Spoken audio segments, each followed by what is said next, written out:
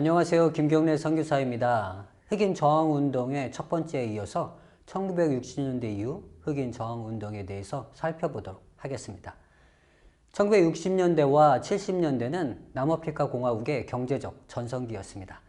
광산은 엄청난 양의 금과 광물을 생산했고 서구 국가와 무역 거래는 비약적으로 늘었으며 미국 등 서구 선진국들은 경쟁적으로 남아공에 투자하였습니다.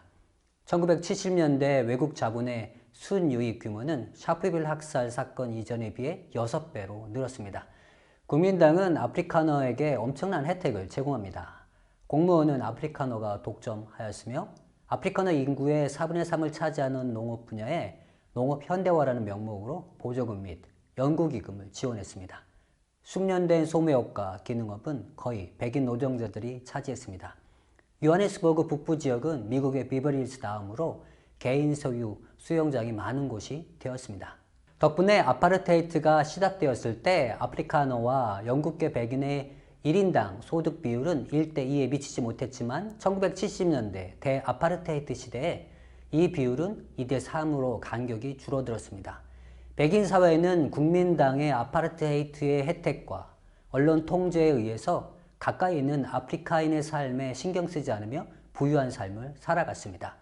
당시 남아공은 의회제도, 독립적인 사법제도, 활발한 언론, 시장경제, 융성한 교회, 많은 자선활동으로 서구 사회에 뒤지지 않는 민주적인 국가로 백인 사회는 인식했습니다. 이따금 실시되는 혹독한 치안 정책은 소련의 지시를 받은 공산주의자들 때문이라고 생각했습니다. 하지만 아프리카인의 삶은 회복 불가능한 상태로 빠져들었습니다. 광산 노동자들은 1년 계약직 근로자로 집단 수용소 시설에서 생활을 했으며 산업화로 도시로 몰려드는 아프리카인 노동자들에 의해서 무허가촌이 형성되었지만 정부는 암묵적으로 허용하며 다수 아프리카인들을 위한 기본적 주거 환경에는 전혀 신경을 쓰지 않았습니다. 아프리카인의 소득과 생활 환경은 처참하였으며 정교해진 아파르테이트는 삶 깊숙이 스며들어 인간의 존엄성을 파괴하였습니다. 스티브 비코는 1970년 9월 학생신문에 다음과 같은 글을 기고합니다. 지금 우리 앞에 놓여있는 전형적인 흑인은 아름다움을 잃어버렸다. 그는 상냥한 조개 껍데기 노릇을 한다.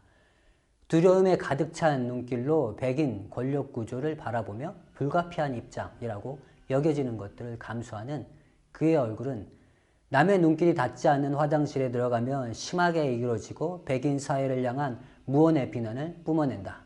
그러나 주인이 조급하게 부르는 소리에 서둘러 밖으로 나오는 순간 그의 얼굴은 환하게 밝아지며 양처럼 순한 복종을 보인다. 버스나 기차에 올라 집으로 향할 때면 그는 백인을 혹독하게 비난하는 무리에 합류한다. 하지만 경찰이나 시장 앞에 서면 행여 뒤질세라 정부를 칭찬한다. 한마디로 이런 흑인은 완전히 짓밟힌 채 불행을 감수하는 조개 껍데기이며 그림자와 다름없는 인간이다. 노예이자 양처럼 소심한 태도로 억압의 멍에를 둘러쓴 황소이다. 흑인들 스스로에게 있는 부정적인 인식을 긍정적으로 바꾸기 위한 노력이 시급하다. 이 기고문은 차별에 의해서 아프리카인의 인간성이 어떻게 파괴되었는지를 잘 표현해 줍니다. 상냥한 조개 껍데기, 그림자와 다름없는 인간, 노예, 억압의 명예를 둘러쓴 황소. 스티브 비코가 사용했던 단어들은 차별된 구조적 폭력으로 본연의 모습을 잃어버린 아프리카인의 실상을 잘 대변해주고 있습니다. 차별은 인간에게 두려움을 심어주고 차별에 순응하게 만들며 자신의 가능성과 능력에 부정적 판단을 하게 만듭니다.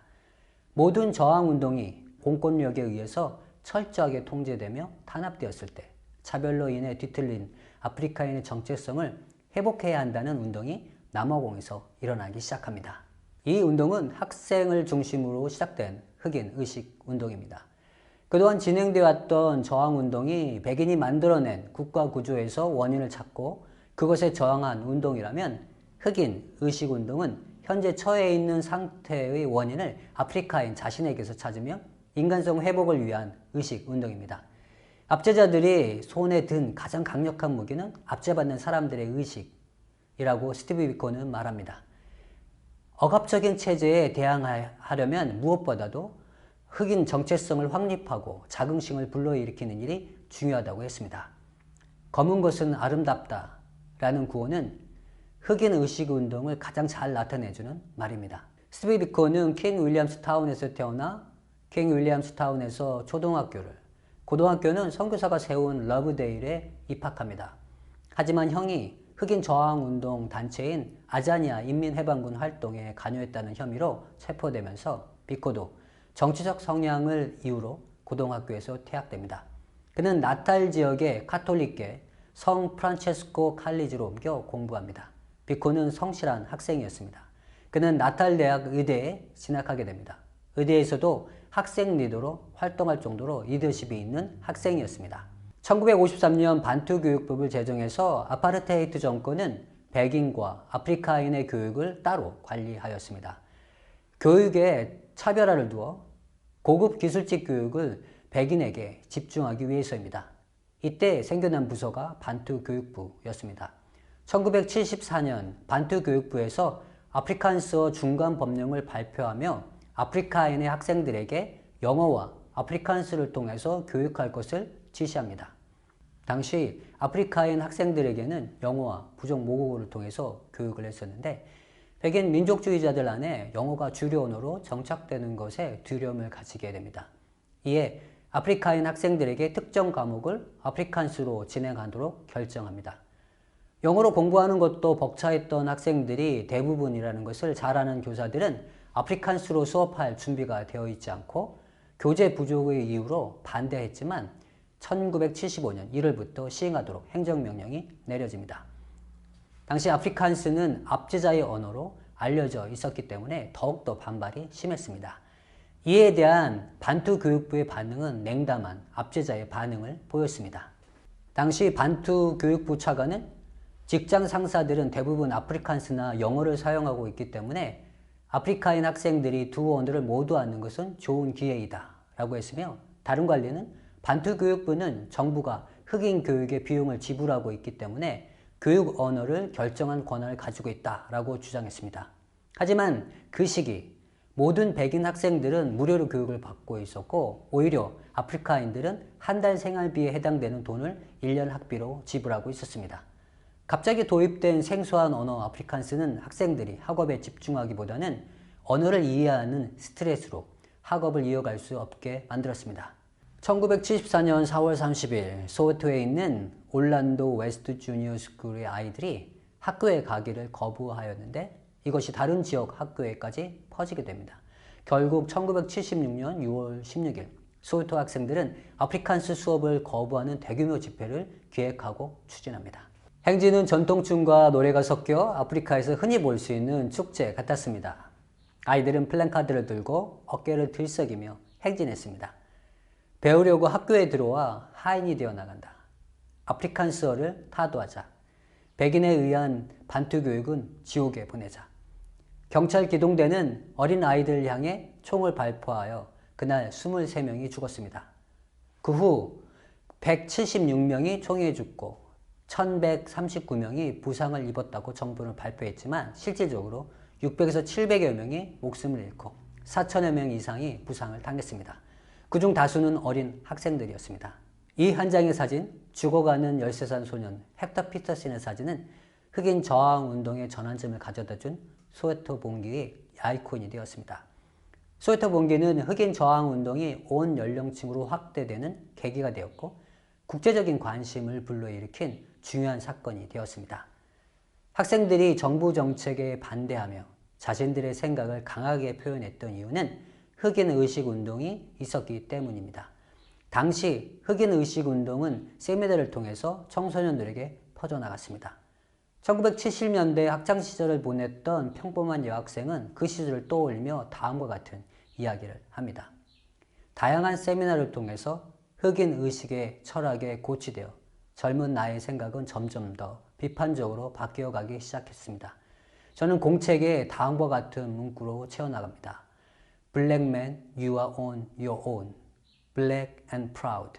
Black is beautiful. 스티브 비코는 청소년들의 가치관을 바꾸어 놓았으며 그로 시작된 소웨토 봉기는 흑인 저항운동의 큰 전환점을 가져다 주었습니다. 소위에트 봉기 이후 학생들은 학교를 떠나 응콘도 외 시주에 합류하기 시작했고 남아공 백인 사회는 어린아이를 향해 총을 쏜 정부의 날선 비판을 가하기 시작했습니다. 유엔은 남아공을 향해 경제 제재를 시작했고 소련과 대립각을 세우며 남아공에 우호적이었던 미국도 등을 돌리게 됩니다. 스티브 비코는 흑인 저항 운동의 핵심 인물로 부각되기 시작합니다.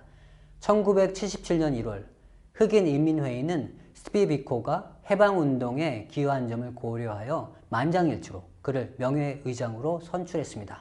그는 흑인 저항운동의 정치 세력이었던 남아프리카 민족회의, 범아프리카 회의, 그리고 신통합운동 간의 통합을 주도했습니다.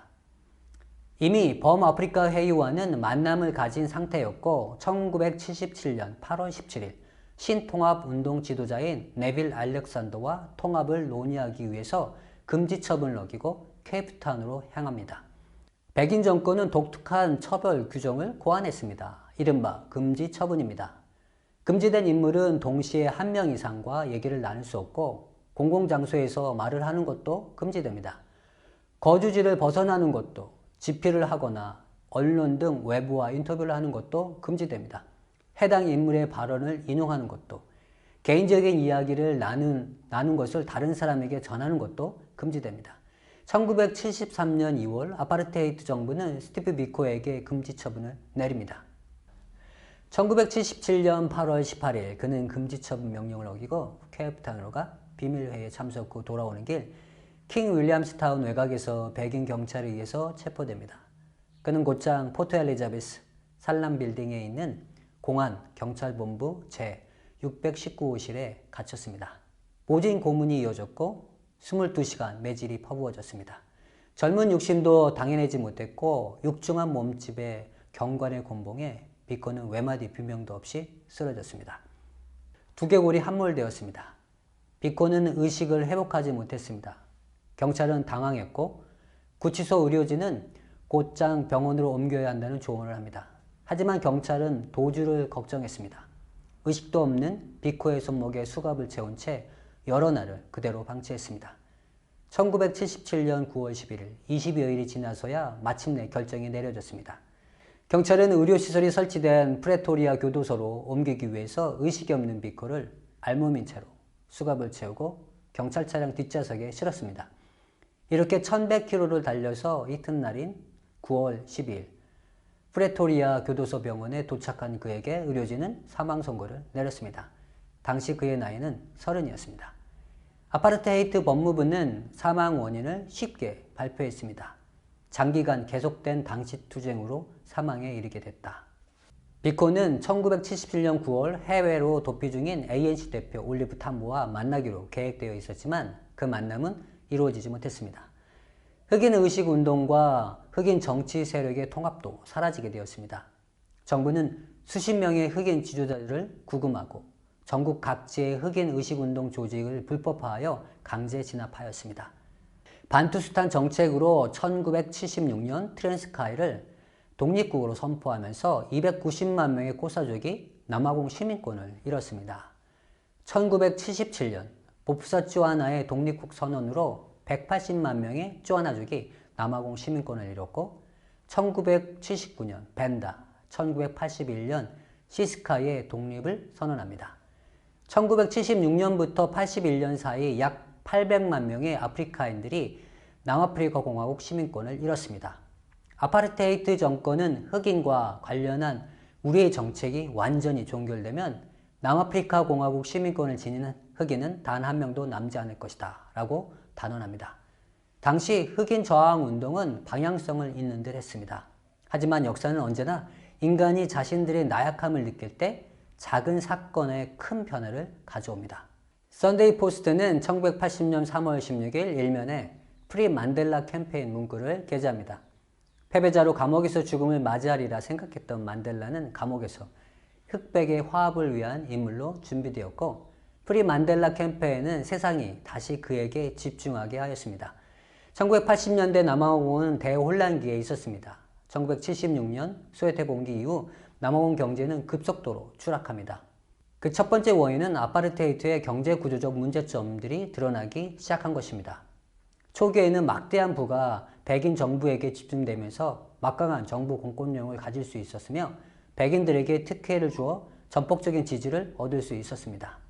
하지만 노동시장의 숙련된 기술자 공급이 경제 발전 속도를 따라가지 못했으며 해외에서 유입되는 백인 이민으로 그 간격을 메꾸기에는 역부족했습니다. 당시 숙련된 노동력의 부족분이 10만여 명에 이르렀습니다.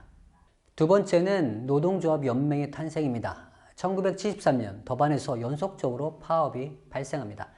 1월에 2,000명으로 시작한 파업은 2월에는 3만 명으로 확대되었습니다. 이러한 지속적인 파업은 전국적으로 확대되어 소위에트 봉기 이후 노동조합과 노동자들은 흑인 저항 세력으로 성장하게 됩니다. 1979년 말 비로소 남아프리카 노동조합 연맹이 탄생하고 그 뒤를 이어서 남아프리카 연합협의회가 조직되었습니다. 노동조합 연맹은 노동자들 사이에 큰 단결을 가져왔으며 그들의 목소리와 힘을 증가시켜 주었습니다. 1982년 14만 명의 노동자가 참여한 394건의 파업이 있었습니다.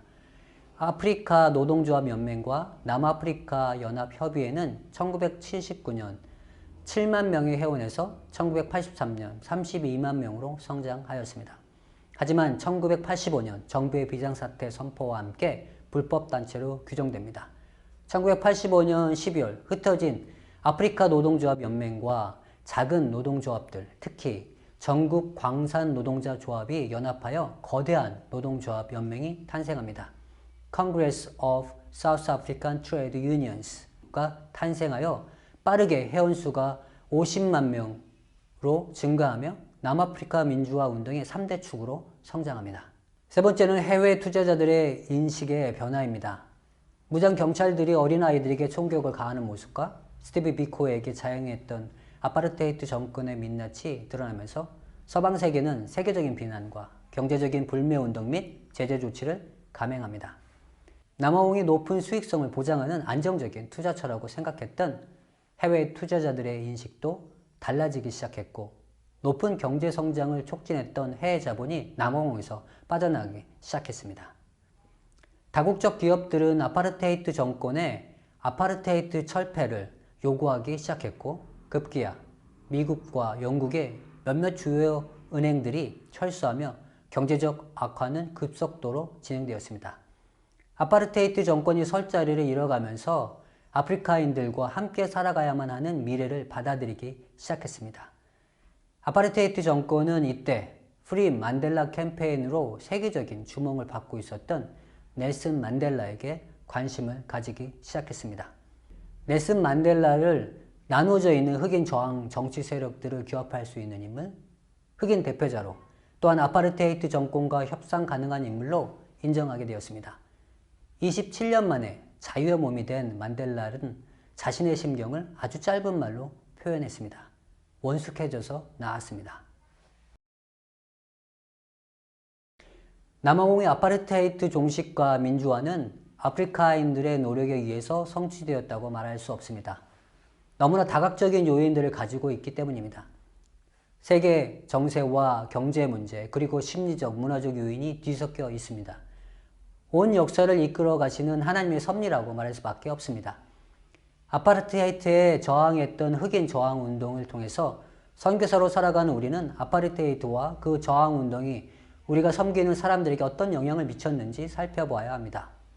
초기 저항 운동에서 살펴봤던 것처럼 흑인 저항 운동은 공산주의자들과 상당히 밀접한 관련성을 가지고 있습니다. 당시 백인 정권은 민주주의 요소를 모두 가지고 있는 서구 사회 구조를 가지고 있어서 냉전 시대에 서구의 편에 서 있었습니다.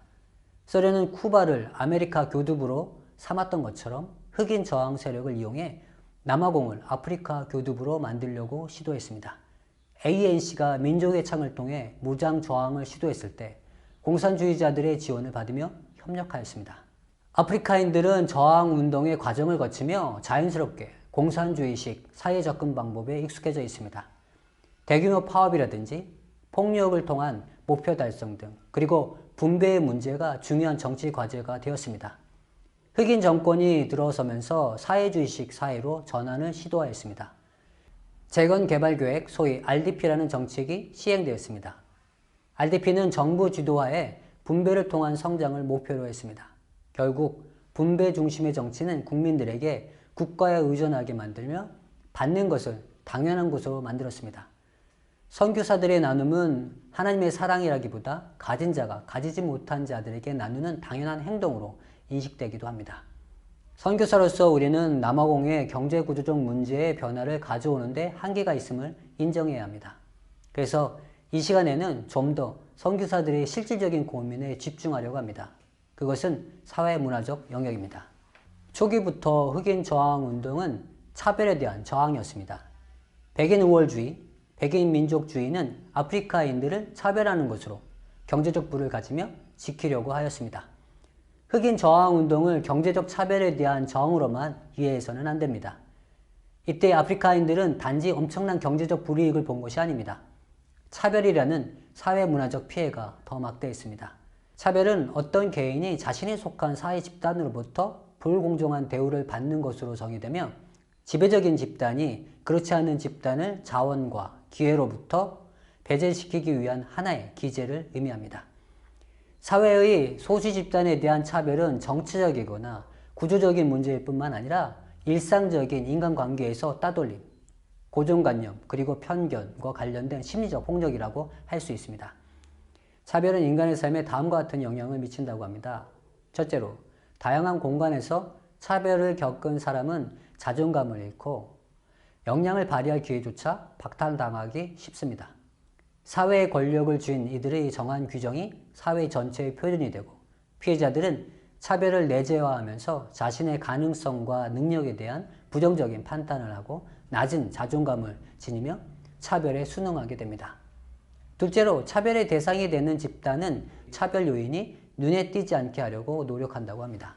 스티브 비코는 보이지 않는 영역인 사회문화적 피해를 간파한 선각자였습니다.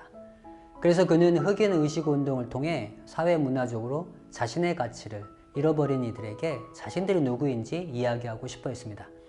소수의 백인들은 강력한 국가 권력을 이용한 차별을 통해 대다수의 흑인들에게 삶의 소망과 의미, 그리고 정체성을 빼앗아버렸습니다. 아프리카인들은 단지 경제 발전을 위한 하나의 소모품에 불과했습니다.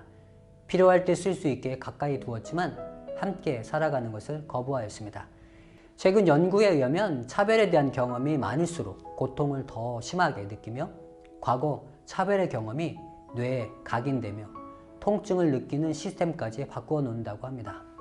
우리는 아주 흔하게 화가 나 있는 얼굴, 짜증스러운 얼굴을 한 아프리카인을 접하게 됩니다.